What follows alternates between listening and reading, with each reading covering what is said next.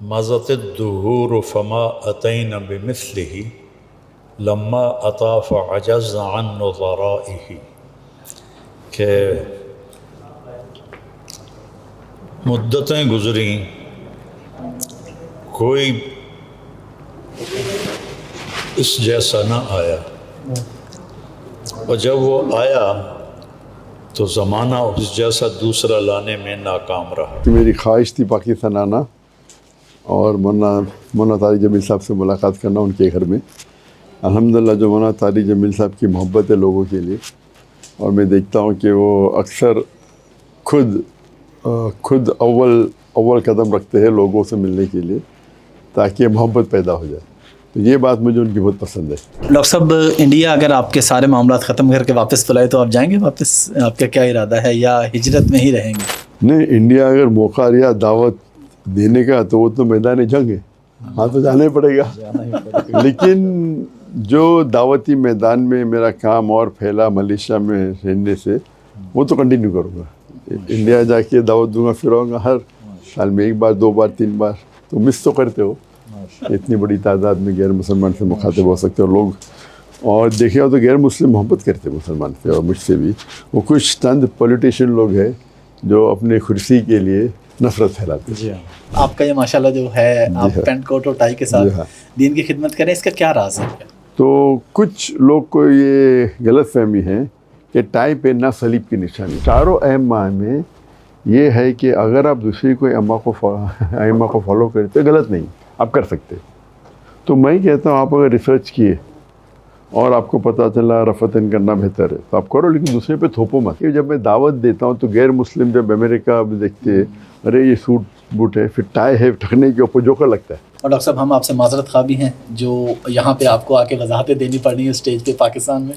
آپ نے 11-15 لاکھ لوگوں کو مسلمان کے، یہاں پہ آپ اپنے ایمان کی وضاحت دے رہے ہیں کسی اسٹیج پہ۔ السلام علیکم جی، آج عالم اسلام کی 2 عظیم اور علمی شخصیات کی ملاقات ہوئی ہے، تو میں چاہ رہا ہوں کہ کیونکہ ایک بڑا اچھا موقع ہے تو دونوں کے تاثرات لے لیے جائیں۔ پہلے بھی ان کی ملاقات ہے مکہ میں، 2-2.5 گھنٹے کی طویل ملاقات ہو چکی ہے، تو سب سے پہلے کیونکہ میزبان مولانا طارق جمیل صاحب ہیں تو مولانا صاحب سے پوچھ لیتے ہیں کہ ان کے کیا تاثرات ہیں، کیا فیلنگز ہیں۔ ڈاکٹر صاحب ان کے گھر پہ تشریف لائیں۔ جی، بسم اللہ الرحمن الرحیم۔ تاثرات اور جو احساسات ہوتے ہیں ان کے سامنے ہمیشہ الفاظ تنگ پڑ جاتے ہیں۔ الفاظ کا دامن چھوٹا ہوتا ہے اور احساسات کی کوئی حد ہی نہیں ہوتی ہے۔ تو جو میں اس وقت ڈاکٹر صاحب کے لیے محسوس کر رہا ہوں، اس کے لیے میرے پاس الفاظ کوئی نہیں، اسی کو میرا سمجھ لیں احساس۔ ڈاکٹر صاحب، آپ کیا کہنا چاہیں گے؟ مولانا صاحب کے بعد تشریف لائے ہیں، ماشاءاللہ ماشاءاللہ آپ کے کیا تاثرات ہیں مولانا صاحب سے ملاقات؟ جیسا میں نے کہا کہ میری خواہش تھی پاکستان آنا اور مولانا طارق جمیل صاحب سے ملاقات کرنا ان کے گھر میں۔ الحمدللہ جو مولانا طارق جمیل صاحب کی محبت ہے لوگوں کے لیے، اور میں دیکھتا ہوں کہ وہ اکثر خود اول قدم رکھتے ہیں لوگوں سے ملنے کے لیے تاکہ محبت پیدا ہو جائے، تو یہ بات مجھے ان کی بہت پسند ہے۔ وہ ایسا نہیں کہتے کہ میں ہی نہیں جاؤں، تو جب بھی مکہ ملاقات ہوتی وہ ملنا چاہتے، میں بولا میں آؤں گا آپ کے وہاں، تو ہم میں بحث ہو گئی، میں آؤں کہ میں آؤں، میں بلانے آپ بڑے ہیں، میں چھوٹا دولہے میں آؤں گا، تو پھر ملاقات ہوئی الحمدللہ۔ یہاں بھی ماشاءاللہ پاکستان آنے کے بعد اور لاہور میں خصوصاً الحمدللہ مرکز بھی ہم گئے تھے ٹرائبل، اور ماشاءاللہ لوگوں سے ملاقات ہوئی، اور مولانا طارق جمیل صاحب بھی تھے ماشاءاللہ۔ تو یہ محبت جو آپس میں ہونا چاہیے، چھوٹی چھوٹی بات میں جو اختلاف ہے اس کو پکڑنا نہیں کہ اس کو نظر میں، یہ بات مجھے ان کی پسند ہے ماشاءاللہ۔ ڈاکٹر صاحب، ایک سوال دونوں سے، سوال ایک ہی جواب دونوں سے، کہ ہماری امت فرقہ واریت میں بٹی ہوئی ہے اور اس میں کوئی دوسری رہنے کے صرف آپ دونوں شخصیات ہیں ماشاءاللہ جو فرقہ واریت سے ہٹ کے بات کرتے ہیں، محبت کی بات کرتے ہیں۔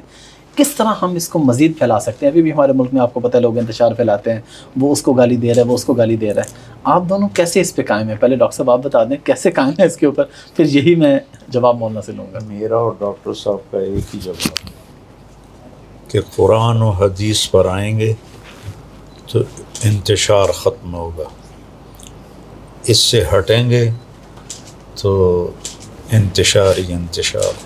اب کوئی اور بات بالکل صحیح. اور اکثر جو طارق جمیل صاحب نے کہا قرآن کی آیت کہی سورہ عمران سورہ نمبر 3 آیت نمبر 103 میں وَاعْتَصِمُوا بِحَبْلِ اللَّهِ جَمِيعًا وَلَا تَفَرَّقُوا. آؤ اللہ کی رسی کو مضبوطی سے پکڑو اور آپس میں مت بٹو. اللہ کی رسی ہے قرآن اور صحیح حدیث. اور ڈاکٹر صاحب ہم آپ سے معذرت خواہ بھی ہیں جو یہاں پہ آپ کو آ کے وضاحتیں دینی پڑ رہی ہیں اسٹیج پہ پاکستان میں.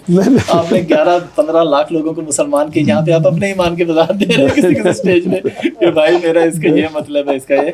تو پوری قوم کی طرف سے ہم معذرت خواہ ہیں کہ زیادہ لوگ آپ سے محبت کرنے والے ہیں. چند لوگ ہیں جنہوں نے یہ حرکت کی ہے. بہت خوش ہے. بالکل. دیکھو وَكَذَلِكَ جَعَلْنَا لِكُلِّ نَبِيٍّ عَدُوًّا شَيَاطِينَ الْجِنِّ وَالْإِنسِ. اللہ نے کہا کہ نبیوں کو بھی دشمن بنے انسان بھی جنات بھی. تو یہ جو بھی خیر کا کام کرتا ہے بے لوث ہو کر اس کو مخالفت دیکھنی پڑتی. یہ ایک فطری چیز ہے.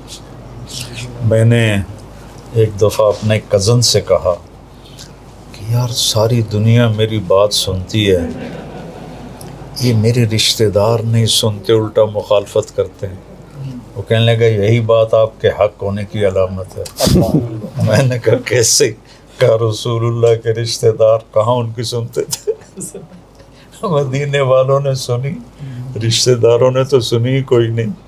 تو مجھے بڑی خوشی ہوئی اس کی بات سے. تو جو بھی خیر کو لے کے نکلے گا شیطان اس کے لیے رکاوٹیں ڈالے گا.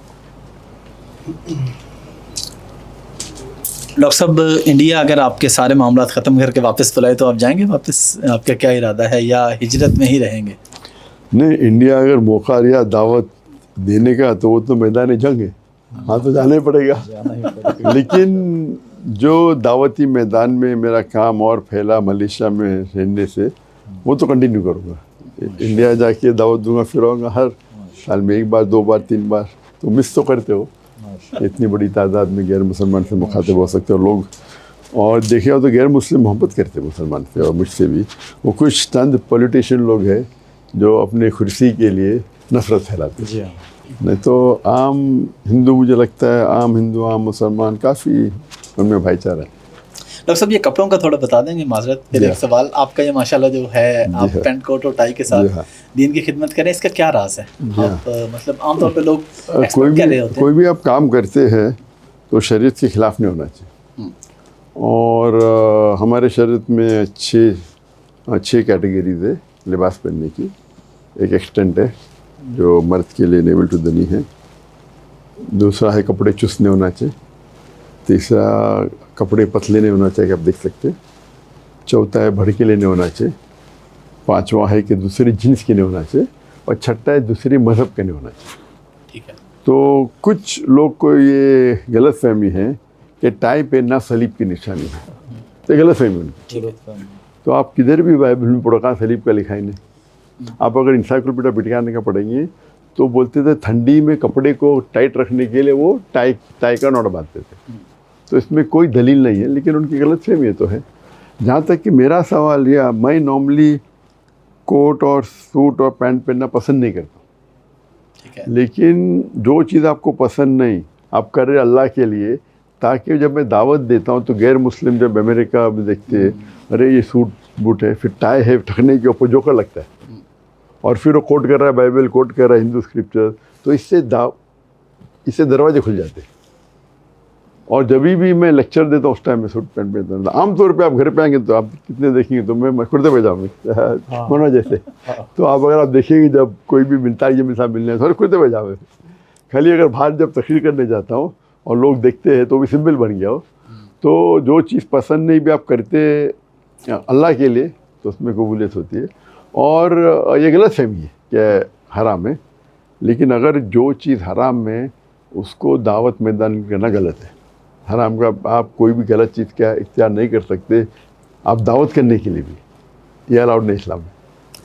مولانا تھوڑا آپ بھی اسی پہ اگر بات کر دیں تو ہمارے ملک میں یہ جو ویٹیکن سٹی گیا تھا تو میں نے اس کا وزٹ کیا کہ وہ جو گرجا ہے وہاں بھی تو جتنے پادری تھے کسی نے بھی کوٹ پینٹ ٹائی نہیں پہنا ہوا تھا. سب نے یہ جیسے ہمارے بیٹے نے لمبا چوغا پہنا ہوا ہے, یہ چوغا تھا تو اور یہ بھی نہیں تھے. اچھا, کالر تو دور کی بات, یہ بھی نہیں تھے, وہ جو بغیر اس کے ہوتا ہے جی, وہ, اور گلے میں سلیپ, کسی نے چاندی کی لٹکائی ہوئی, کسی نے لوہے کی لٹکائی ہوئی. تو یہ تاثر کہ بھئی یہ کافروں کا لباس ہے, یہ صحیح نہیں ہے. ڈاکٹر صاحب نے بتائیں بھئی یہ چیزیں ہیں, یہ نہ ہوں, بس ٹھیک. ڈاکٹر صاحب, آپ پاکستان جیسے ملک میں پبلک سیشن رکھ دیتے ہیں, یہاں پہ تو لوگ آپ سے ایسے سوال بھی کرتے ہوں گے اور کریں گے کہ جس میں صرف دوسرے فرقے کو نیچ دکھانا ہو, تو ایسی صورت میں آپ کیسے ہینڈل کرتے ہیں, کیسے ہینڈل کریں گے؟ تو ایسے وقت میں ہمیں حکمت سے جواب دینا پڑتا ہے, کیونکہ ان لوگ جان بوجھ کے سوال پوچھتے ہیں, نہ کہ انہیں جواب نہیں پتا. بالکل, جواب پتہ ہے پھنسانے کے لیے اور پھر اختلاف پیدا کرنے کے لیے, انہیں مزہ آتا ہے اختلاف کرنے کے لیے, جان بوجھ کے پوچھیں. اگر پتہ ہے کہ ذاکر بھائی ایسا رفتن کرتے ہو تو رفتن کرنا چاہیے نہیں, آپ سمجھے نا.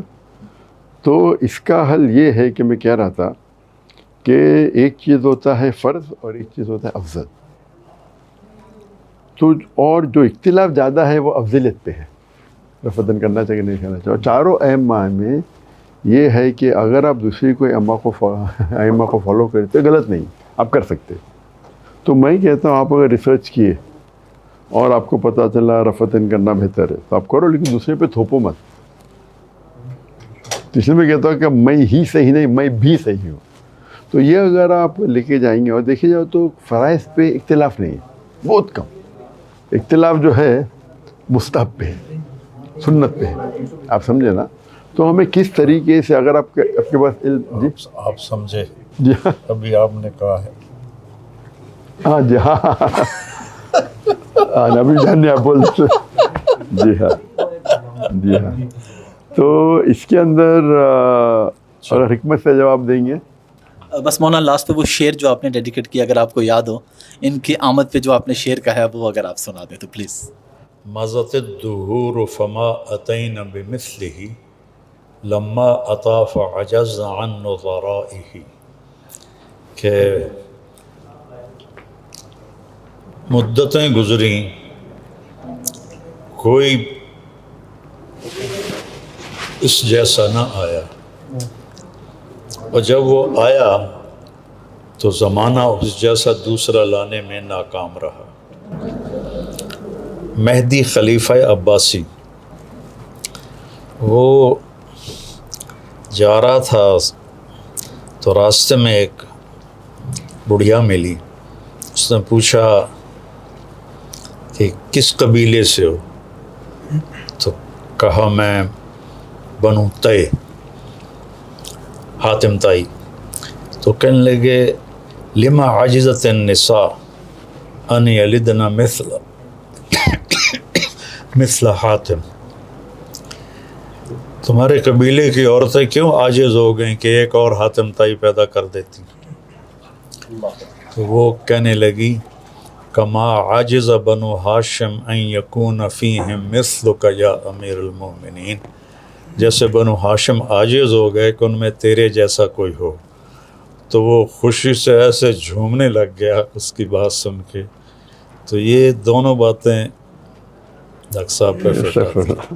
بہت بہت شکریہ, آپ دونوں حضرات کا بہت بہت شکریہ.